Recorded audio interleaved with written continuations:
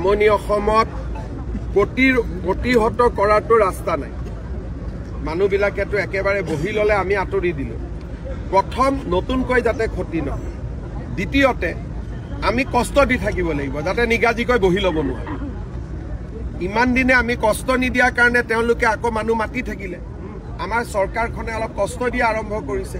কষ্ট দিলে লাহে লাহে মানুহবোৰ আঁতৰি যাব। এদিনতে চমৎকাৰ নহয়, কিন্তু যদি 15-10 বছৰ কষ্ট দি থাকিব পাৰোঁ তেতিয়া নিজে নিজে ন্যায় এটা পাৰ্টিকে ভোট দিব। কাক ভোট দিব ইলেকশ্যনৰ সময়ত তেওঁলোকে সিদ্ধান্ত কৰি থাকিব, কিন্তু তেওঁলোকে ভোটটোত নাভাঙে। আমি ভোটবোৰ ভাঙি থাকোঁ, ইজনক দিওঁ সিজনক দিওঁ। যেনেকৈ ঘৰত নামঘৰত অলপ অলপ প্ৰসাদ চবকে দিব লাগে, তেনেকৈ আমিও প্ৰত্যেকটো দলকে একচিংটা ভোট দি দিওঁ, কিন্তু মিয়াই এক জেগাতে ভোট দিয়ে। আৰু সেইকাৰণে তেওঁলোক ৰাজনৈতিকভাৱে আগবাঢ়ি গৈ আছে। এতিয়া আমাৰ মানুহখিনিকো লাহে লাহে মই বুজাই আছোঁ যে তেওঁলোক যদি একতা হৈ থাকিব পাৰে, আমাৰো একতা লাগিলে ভোটটো যি পাৰ্টিকে দিবি।